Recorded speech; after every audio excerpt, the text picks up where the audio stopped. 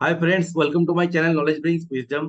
इस वीडियो में हम नेशनल पेंशन सिस्टम जो एनपीएस बोला जाता है उसके बारे में डिटेल में जानेंगे। एक ही वीडियो में आप पूरा सारा इंफॉर्मेशन आपको मिलेगा। आपको विद कैलकुलेटर्स आपको पेंशन का कैलकुलेटर कितना पैसा आपको मंथली मिलेगा डिटेल आपको समझ में आएगा फ्रेंड्स। तो मंथली कितना पैसा मिलेगा, कितना मनी आप एक्यूमुलेट करेंगे, सब कुछ जान पाएंगे डिटेल में। उसके साथ आपको कोई भी डाउट्स है वो भी कैसे क्लियर करना है, कहाँ क्या क्या डाउट्स माइंड में रहता है उसको कैसे क्लियर करना है, सब कुछ आपको समझ में आएगा फ्रेंड्स। तो डिटेल आप सब एक बार आप एनपीएस का पूरा इंफॉर्मेशन आपके पास होएगा, आप क्या टैक्स से आप कर सकते हैं, सब कुछ आपको जानने को मौका मिलेगा फ्रेंड्स। तो पहले शुरू करते हैं जल्दी से। अगर आपने चैनल को सब्सक्राइब नहीं किया तो चैनल को जरूर सब्सक्राइब कीजिए, क्योंकि बहुत ही इंफॉर्मेटिव वीडियो में लेकर आता हूँ और आपका बहुत फ्यूचर में काम आएगा फ्रेंड्स। तो सबसे इम्पोर्टेंट जो है टैक्स सेविंग जो है, एडिशनल टैक्स सेविंग इसमें एटीसी में आप 1.5 लाख सेव कर सकते हैं, लेकिन 1.5 लाख एटीसी में आपको इन्वेस्ट इसमें एनपीएस में नहीं करना चाहिए, क्योंकि आप एटीसी जो है उसमें आपका ईपीएफ जो सैलरी से कटता है वो भी है। आप अगर आपका कोई बच्चा स्कूल में ट्यूशन में आपका स्कूल में पढ़ाई कर रहा है तो उसका ट्यूशन फीस भी ईपीएफ में एटीसी में आता है। आपने कुछ एलआईसी इंश्योरेंस किया हुआ है वो भी एटीसी में आता है। आप अगर आप एटीसी में आपको 1.5 लाख से कम पड़ रहा है तो आप ELSS fund, mutual fund direct, जो कि सिर्फ 3 साल का लॉक इन है, उसमें इन्वेस्ट करके आप कर सकते हैं। तो एटीसी के लिए ये रिकमेंडेबल नहीं है क्योंकि ये लॉन्ग टर्म है। लेकिन फिर भी अगर आप पूरा 1.5 लाख कंप्लीट नहीं कर पा रहे तो इसमें भी एटीसी में ऐड होता है। लेकिन इसका सबसे एडवांटेज है एटीसीसी डी 1 भी, जो कि 50,000 का टैक्स आपका एडिशनल बेनिफिट मिलता है इस पर। तो 1.5 लाख आपने अगर एटीसी में बेनिफिट कर लिया है तो एडिशनल आपको ये 50,000 मिलेगा, तो अप टू 2 लाख आपका टैक्स फ्री हो गया। अगर आपका सैलरी है 9 लाख तो आपका 2 लाख अप्रोक्स टैक्स फ्री पूरा कंप्लीट हो गया। लेकिन अगर आपका सैलरी 10 लाख के ऊपर है तो आपको इसमें 30% का बेनिफिट मिलेगा, 30% टैक्स फ्री मिलेगा फ्रेंड्स। लेकिन अगर आपका सैलरी 10 लाख से कम है तो आपको 20% टैक्स बेनिफिट मिलेगा। जो कि आप अगर 50,000 आपको इन्वेस्ट करेंगे एनपीएस में तो आपको 10,000 बैक मिल जाएगा 20% के हिसाब से, और 15,000 बैक मिल जाएगा 35% के हिसाब से। तो कि बहुत अच्छा है। आपको एक्चुअल इन्वेस्ट जो करना पड़ रहा है वो 35 से 40,000 इन्वेस्ट करना पड़ रहा है, लेकिन आपका जो दिखाएगा जो रिटर्न आपको मिलेगा 50,000 के हिसाब से मिलेगा। इसके लिए आपको इन्वेस्ट करना चाहिए। इसमें ज्यादा इन्वेस्ट करने की जरूरत नहीं है, 50,000 इन्वेस्ट करना ही सफिशिएंट है friends। तो ये अच्छा है। और उसका नेक्स्ट बेनिफिट ये है कि आपको असेट एलोकेशन आप खुद कर सकते हैं, क्योंकि इसमें जैसे पीपीएफ पीपीएफ फिफ्टीज में आप कोई एसेट एलोकेशन नहीं है, इसमें डायरेक्ट सिर्फ आप इन्वेस्ट करते हैं। इसमें आप चूज कर सकते हैं इक्विटी में आप कितना इन्वेस्ट करें। इक्विटी मतलब शेयर्स में इन्वेस्ट, स्टॉक्स में इन्वेस्ट। अप टू 75% आप इक्विटी में कर सकते हैं, और कॉर्पोरेट बॉन्ड और गवर्नमेंट बॉन्ड में आप 100% कर सकते हैं। तो आप अगर 75% पूरा इक्विटी ले लेंगे तो आपको बाकी जो 25% है वो आप कॉर्पोरेट और गवर्नमेंट में डिवाइड हो जाए, जो कि अच्छा है फ्रेंड्स। तो आपको ये 75% चूज जरूर करना चाहिए क्योंकि ये लॉन्ग टर्म के लिए। लेकिन इसमें एक चीज है, इक्विटी में रिस्क थोड़ा हाई है, कॉर्पोरेट में मीडियम है, गवर्नमेंट में लो है। रिटर्न भी उसी हिसाब से कम होता रहेगा फ्रेंड्स। इक्विटी में जैसे आपको 12 14% मिल सकता है, कॉर्पोरेट और गवर्नमेंट बॉन्ड में इसे 7 8 से 5 6 तक पहुंच जाएगा रिटर्न। तो इसलिए इक्विटी में आपको ज्यादा आपको 75% पूरा रखना चाहिए। लेकिन आपके पास ऑप्शन भी है। तो नेक्स्ट जाते हैं। अगर आपको कोई समझ में नहीं आ रहा है इक्विटी में कितना रखना चाहिए और कॉर्पोरेट में कितना रखना चाहिए, गवर्नमेंट बॉन्ड में कितना रखना चाहिए, तो आपके पास एक ऑटो ऑप्शन है। आपका एज आप दे देंगे तो आप डिफरेंट लाइफ साइकिल, आप सिर्फ मॉडरेट, अग्रेसिव और कंजर्वेटिव तीनों में से एक एसेट क्लास आपको चूज करना है। वो ऑटोमेटिक आपका जैसे 50% इक्विटी, 30% कॉर्पोरेट, 20% बॉन्ड, ऐसा करके अलग अलग तरीका से ले लेगा। जैसे अग्रेसिव किया तो 75% इक्विटी, 10% कॉर्पोरेट, 15% बॉन्ड ले लेगा, और वो भी एज के साथ रिड्यूस होता रहेगा। ऐसा भी ऑटो चॉइस कर सकते हैं, लेकिन मेरे हिसाब से आपको सिर्फ 75% डायरेक्ट देना चाहिए, तो आपको ज्यादा रिटर्न मिलेगा लॉन्ग टर्म।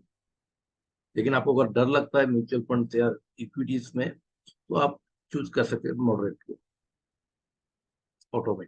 तो आपको ऑटोमेटिक ये रिड्यूस होता रहेगा, लेकिन इसमें रिटर्न थोड़ा कम हो जाएगा। इसी हिसाब से आपको चूज करना है। अगर आप रिस्क से डरेंगे तो आपको रिटर्न भी कम मिलेगा। तो इस हिसाब से आपको चूज करना चाहिए लॉन्ग टर्म। लेकिन आप ऑटो चॉइस कर सकते हैं। तो नेक्स्ट आगे बढ़ते हैं।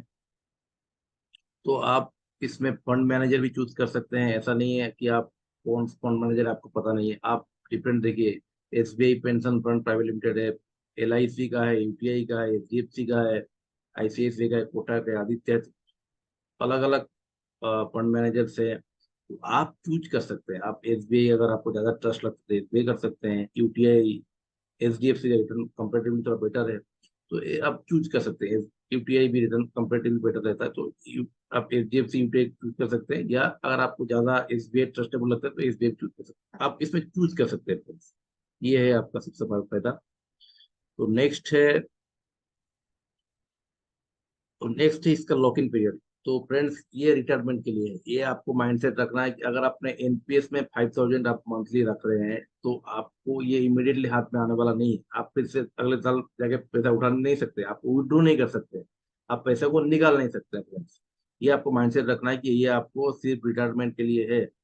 आपको रिटायरमेंट का पेंशन मिलेगा और कुछ लमसम मिलेगा, तो उसको आप माइंडसेट रखना है। अगर आपको एक्चुअल में आपको रिटायरमेंट के लिए पैसा कुछ इन्वेस्ट करना ही चाहिए, अगर आप उतना डिसिप्लिन नहीं है, इमीडिएट आप अपना मंथली एनपीएस अकाउंट कर देंगे तो मंथली 5000 आपका सैलरी से कटता रहेगा, तो आपको कुछ अमाउंट आपका ऑटोमेटिक आपका सैलरी से टैक्स सेव भी होता रहेगा, और आपका जो 60 ईयर्स बाद रिटायरमेंट के बाद आपको कुछ कर्पस भी जमा हो जाएगा। एडिशनली आप अलग म्यूचुअल फंड में, स्टॉक्स में इन्वेस्ट कर सकते हैं, गोल्ड में इन्वेस्टमेंट कर सकते हैं, लेकिन ये एक कंप्लीट 60 ईयर्स के बाद आपको एक अच्छा कुछ अमाउंट आपके लिए रह जाएगा friends। ये अच्छा है friends।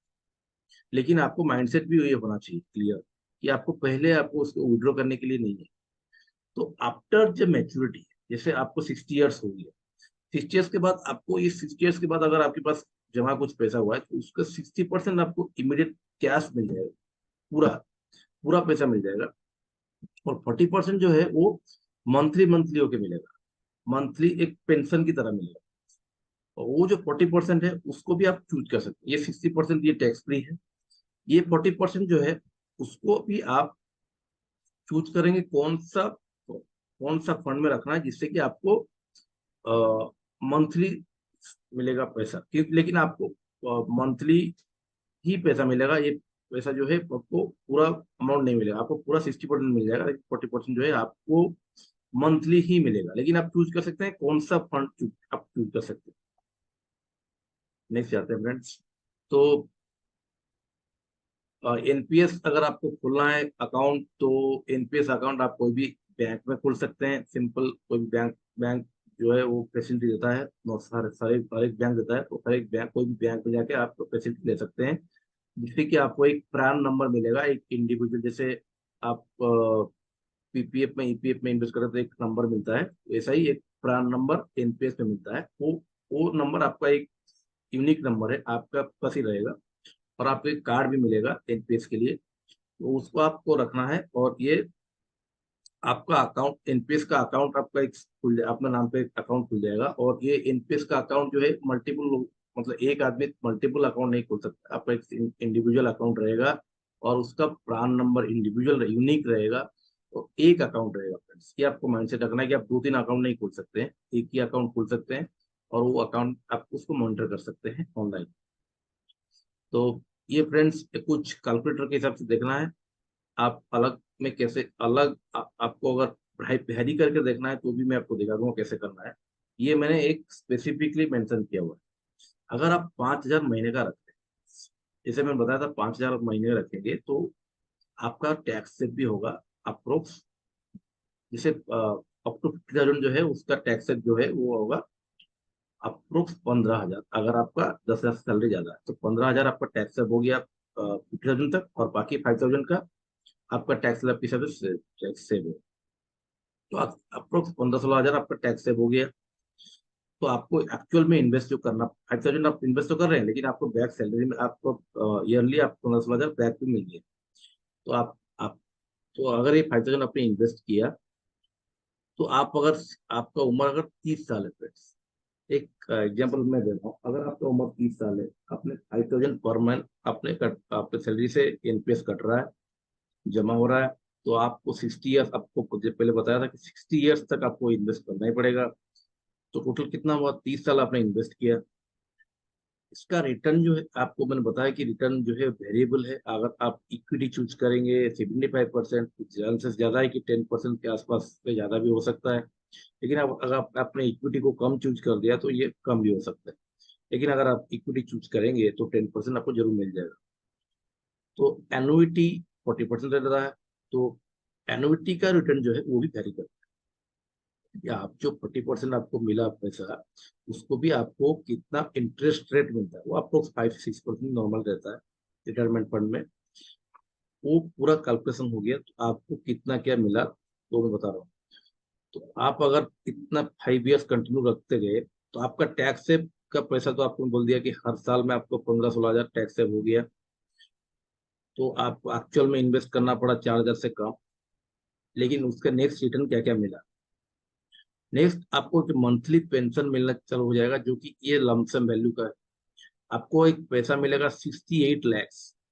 टोटल आपका जो जमा हो रहा है 1 करोड़ 13 लैक्स, लेकिन पूरा आपको नहीं मिलेगा, आपको मिलेगा 68 लैक्स। आपको 68 लैक्स इन हैंड मिल गया है। तो 68 लाख को आप डायरेक्ट म्यूचुअल फंड में एसडब्ल्यूपी कर सकते हैं। तो आप उसमें रिटर्न अच्छा कमा सकते हैं। लेकिन ये जो 45 लैक्स है, वो आपको पेंशन के हिसाब से मिलेगा, क्योंकि आपको मिलेगा मंथली 22 हजार के आसपास। तो यहाँ से आप 22 हजार मंथली, 5 हजार दे के 22 हजार मंथली कमा सकते हैं। 15 हजार आपको ईयरली रिटर्न बैक मिलेगा। और साथ में 68 थाउजेंड आपको लमसम हाथ में, 68 लैक्स आपको लमसम हाथ में मिलेगा। एडिशनली 22 हजार आपको मंथली मिलता रहे। तो कोई ज्यादा बुरा नहीं है। लेकिन आपके पास अगर पैसा ज्यादा है और 5 हजार सिर्फ आप मंथली निकाल के रख सकते हैं आपका फ्यूचर के लिए, क्योंकि आपको एक कुछ कॉर्पस भी मिले, लमसम भी मिले और कुछ मंथली मिले, तो आप इसमें कुछ कर सकते हैं। नहीं तो आपके पास अलग ऑप्शंस भी है।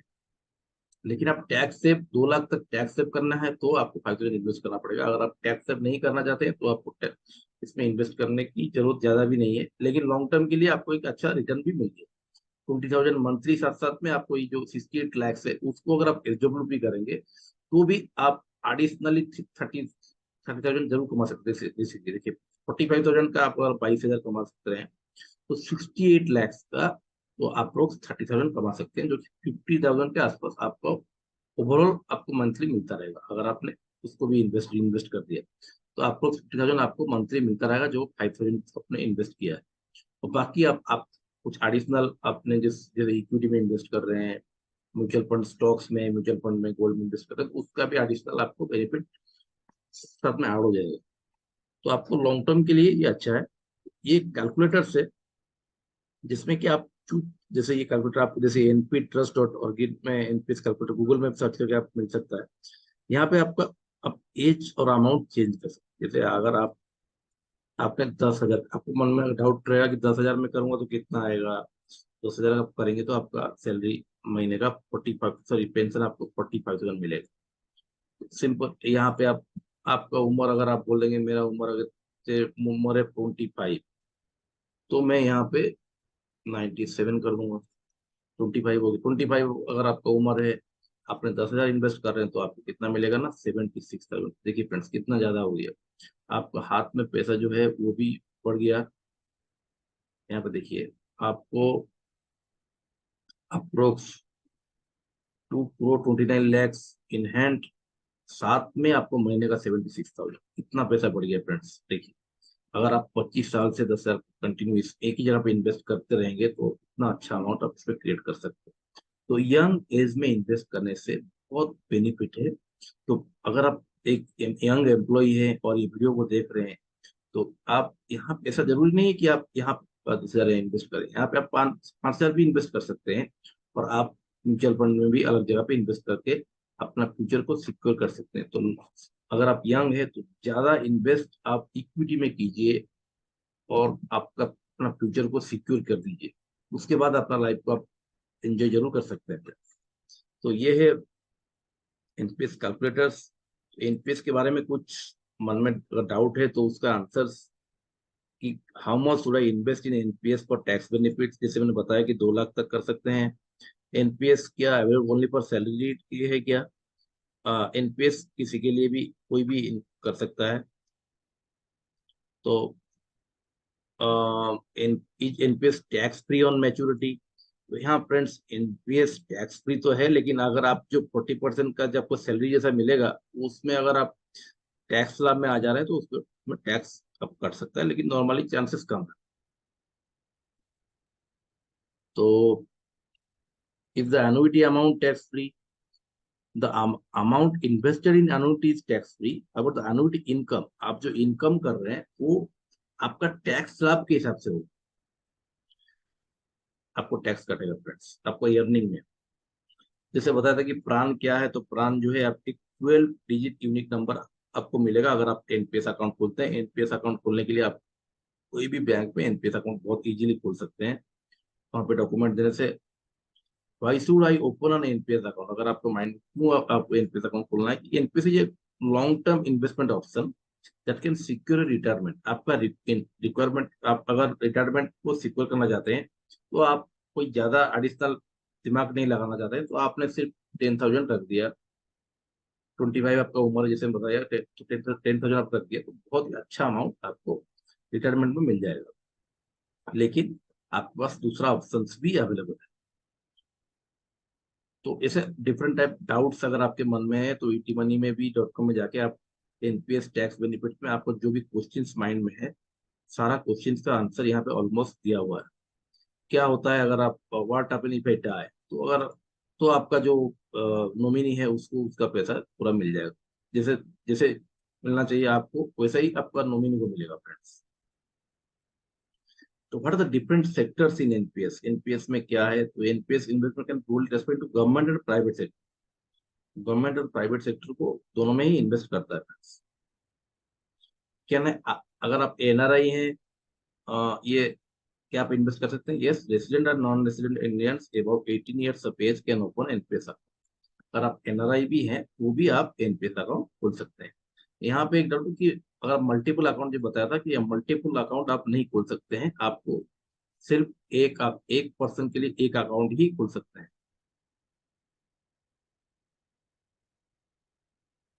Is it a good idea to invest in NPC if I fall under low tax bracket?